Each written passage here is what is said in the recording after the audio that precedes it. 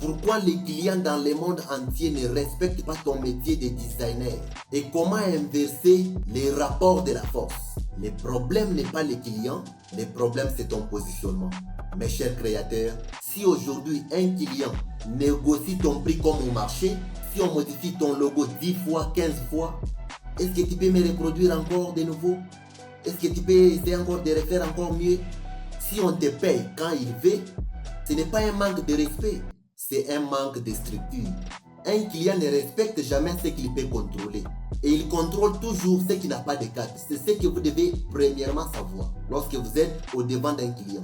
Comme l'a dit Peter Drucker, the best way to predict the future is to create it.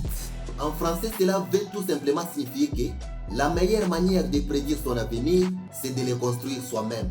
Pourquoi Drucker dit cela? Parce qu'en management, celui qui ne structure pas son système devient victime du système des autres. Si tu ne crées pas ton cadre, alors le client créera le sien.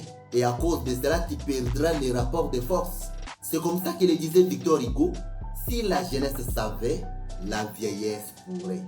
Cette pensée nous enseigne que la jeunesse possède l'énergie et l'élan, mais manque souvent de sagesse et d'expérience. Tandis que la vieillesse détient le savoir-faire et l'expérience, mais manque de temps et de vigueur pour agir pleinement.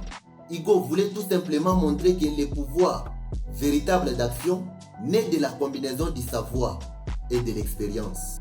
Et ceci veut tout simplement expliquer que si la jeunesse savait se préparer tout en acquérissant une discipline et une stratégie, alors la vieillesse pourrait réaliser ses ambitions et transformer ses potentiels en résultats concrets. Cette pensée illustre le rôle fondamental de la jeunesse dans le changement social et le progrès.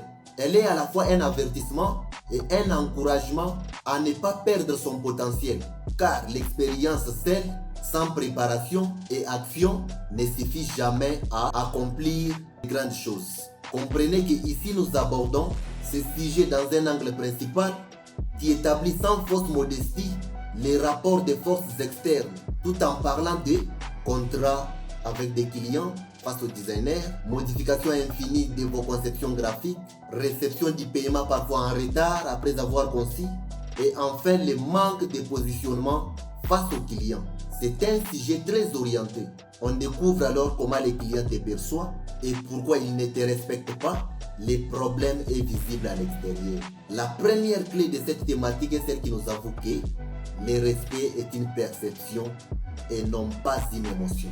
Beaucoup pensent que les clients doivent comprendre mon art. C'est faux. Enlevez ça de votre tête. Non, c'est faux. Robert Cialdini explique que l'humain obéit inconsciemment à trois choses: l'autorité, la rareté et aussi la cohérence. Pourquoi a-t-il développé cette théorie? Si tu dis « je suis disponible à tout moment », tu détruis la rareté. Si tu acceptes aussi toutes les modifications venant de vos clients, tu détruis l'autorité. Le respect n'est pas sentimental, mais il est structurel. Est-ce que tu le crois? Tu dis amen, on avance. Ouais, j'ose croire que quelqu'un a capté quelque chose sur cette partie. La deuxième clé est celle qui nous affirme que le manque de contrat égale à l'absence d'État. C'est comme un pays sans loi devient un chaos. Un projet sans contrat devient un désordre. Philippe Zimbardo de Stanford a démontré que lorsqu'il n'y a pas de cadre clair, les comportements deviennent excessifs. Pourquoi a-t-il dit cela? C'est parce que l'humain teste toujours les limites. Si tu n'as pas un devis écrit, un nombre de révisions fixé, un délai clair, un acompte obligatoire, sachez que tu invites la bille. Vous allez abuser et vous tournerez toujours en rond. En ce moment-là, les clients ne te manquent pas seulement du respect, mais ils explorent les vides que tu as laissés. As-tu compris? Si tel n'est pas le cas, abonnez-vous sur JP Design et la suite du tutoriel sera à votre disposition. Merci pour cette première partie.